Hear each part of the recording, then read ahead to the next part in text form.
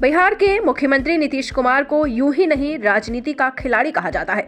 बिहार में 18 साल तक सीएम पद पर रह चुके नीतीश कुमार को साथ ही राजनीतिक दलों को आगे पीछे घुमाने की कला भली भांति पता है। ललन सिंह को पार्टी के अध्यक्ष पद से हटाने में एक हफ्ते से अधिक का समय लेकर पूरे देश की मीडिया और राजनीतिक दलों के केंद्र में खुद को रखने की कला विपक्ष में केवल नीतीश कुमार के पास ही है। अभी भी देश की सबसे बड़ी पार्टियों आरजेडी सहित भाजपा और कांग्रेस की नजर उनके अगले कदम पर है।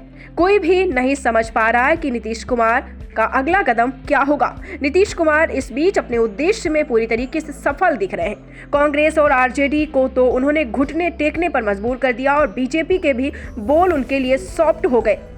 नीतीश कुमार राजनीति में शतरंज वाली चालें चलते हैं। उन्होंने अपने कदम से न केवल आरजेडी को कंट्रोल किया बल्कि अपनी पार्टी को भी टूटने से बचा लिया। नीतीश कुमार अपनी पार्टी के प्रेसिडेंट ललन सिंह को हटाने का काम चुपके से भी कर सकते थे, पर इसके लिए उन्होंने कार्य समिति और आम सभा की बैठक बुलाई। ललन सिंह के साथ क्या होने वाला है इसकी खबर भी लीक करवाई और चुपचाप मीडिया और राजनीतिक दलों को अटकलें लगाने के लिए छोड़ दिया। जाहिर ये सब प्लानिंग के तहत हुआ, लेकिन इस चाल का असर हुआ।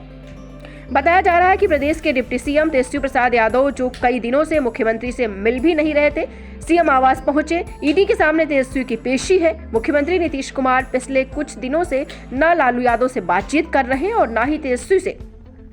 अब आरजेडी फैमिली शांत है। लालू फैमिली को ये पता चल गया है कि अगर नीतीश कुमार ने पाला बदल लिया तो वे न घर के रहेंगे न घाट के, क्योंकि पाला बदलते ही बिहार में सरकार तो गिर ही जाएगी। 2019 की तरह लोकसभा चुनाव में एक भी सीट आने की आशंका भी बन जाएगी।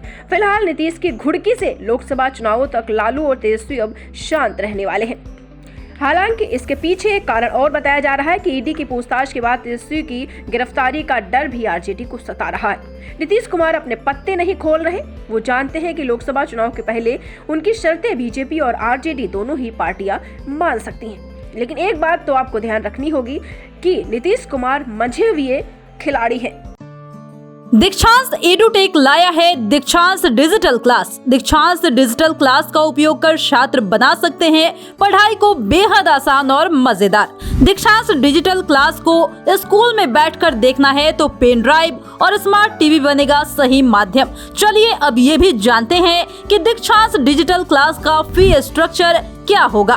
नर्सरी से लेकर यूकेजी के लिए 7,000, नर्सरी से लेकर दूसरी कक्षा के लिए 12,000, नर्सरी से लेकर 5वीं तक के लिए 18,000, नर्सरी से लेकर 8वीं तक के लिए 24,000, नर्सरी से लेकर 10वीं तक के लिए 30,000। अगर आपको डेमो करना है तो उसके लिए आप दीक्षांत डिजिटल क्लास के यूट्यूब चैनल को विजिट कर सकते हैं। हमारे यूट्यूब चैनल को सब्सक्राइब और फेसबुक पेज को लाइक करना ना भूले। धन्यवाद।